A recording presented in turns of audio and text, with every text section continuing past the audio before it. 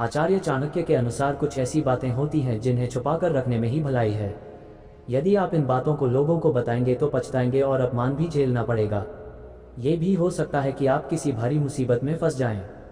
आओ जानते हैं कि वे कौन सी ऐसी खास 8 बातें हैं जिन्हें कभी भी किसी को नहीं बताना चाहिए। नंबर 1, दाम्पत्य जीवन की बातें। अपने दाम्पत्य जीवन और घर परिवार की बातें हमेशा गोपनीय रखना चाहिए। यदि आप किसी मित्र, परिचित या रिश्तेदार को यह बातें बताते हैं तो इससे घर के सदस्यों में आपसी मनमुटाव और अविश्वास की भावना बढ़ती है और परिवार का विखंडन होता है। साथ ही आपके घर का राजा धीरे धीरे सार्वजनिक हो जाता है। घर की बातें बताने से दूसरों की सहानुभूति हासिल करने के लिए आप कुछ समय के लिए जरूर राहत महसूस कर सकते हैं, लेकिन इससे आपकी कमजोरी ही प्रदर्शित होती है।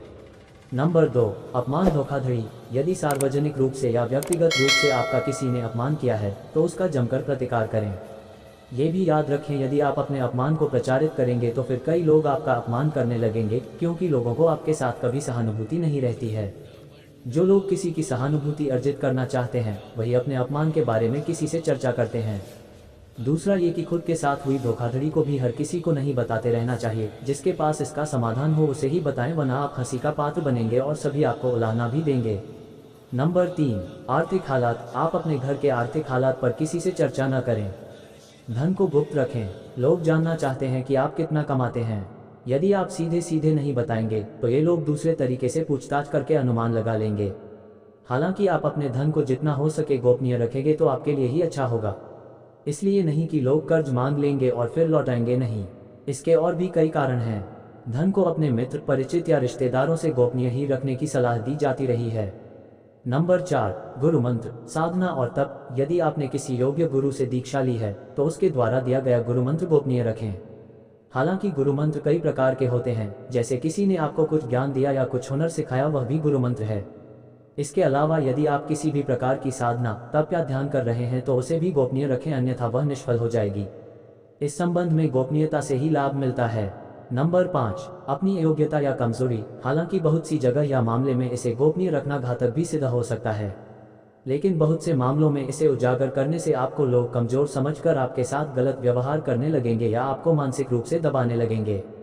इसीलिए इस बारे में आप अच्छे से विचार कर लें कि कब, कहाँ, कौन सी कमजोरी गोपनीय रखना है। कमजोरी और अयोग्यता में फर्क करना भी सीखें। नंबर 6, दान पुण्य। आपने जो भी दान दिया है उसे गुप्त रखेंगे तो ही उसका लाभ मिल सकता है। गोपनीय दान देवताओं की नज़र में रहता है और जिस दान का बखान किया जा रहा है उसका फल निष्फल हो जाता है। मंदिर में दान दें, किसी गरीब को भोजन कराएं या किसी भी प्रकार का पुण्य कार्य करें, उसका अपने मुंह से बखान न करें। यदि आपने इसे किसी के समक्ष जाहिर कर दिया तो समझें वह खारिज हो जाएगा। नंबर 7, मन की बात। मन में बहुत सी ऐसी बातें होती हैं जिनको जग जाहिर करने से आप अपने आसपास संकट खड़े कर सकते हैं। हो सकता है कि आपके मन में किसी बात को लेकर अवसाद हो, क्रोध हो या घृणा हो। मन में हजारों तरह के विचार उत्पन्न होते हैं, लेकिन बुद्धिमान मनुष्य उन्हीं विचारों को व्यक्त करता है जो उसके हित में होते हैं। लेकिन इस तरह की बातों को जग जाहिर करने से आपके संबंध में लोग एक तरह की राय बनाना शुरू कर देंगे और फिर लोग आपकी अच्छी बातों को नहीं सुनेंगे, आपके उस गुस्से या फ्रस्ट्रेशन की ही चर्चा करेंगे। आपके 10 अच्छे कार्य उस एक मन के विकार के सामने कमजोर के पड़ जाएंगे। नंबर 8, दवा। आप यदि किसी भी प्रकार की दवाई खाते हैं तो उसे गोपनीय रखें। माना जाता है कि दवा का असर भी तब तक रहता है जब तक वह गोपनीय है। हालांकि कुछ लोग इससे इत्तेफाक रख सकते हैं, लेकिन प्राचीन काल में हो सकता है कि यह किसी विशेष रोग या औषधि के लिए कहा गया हो।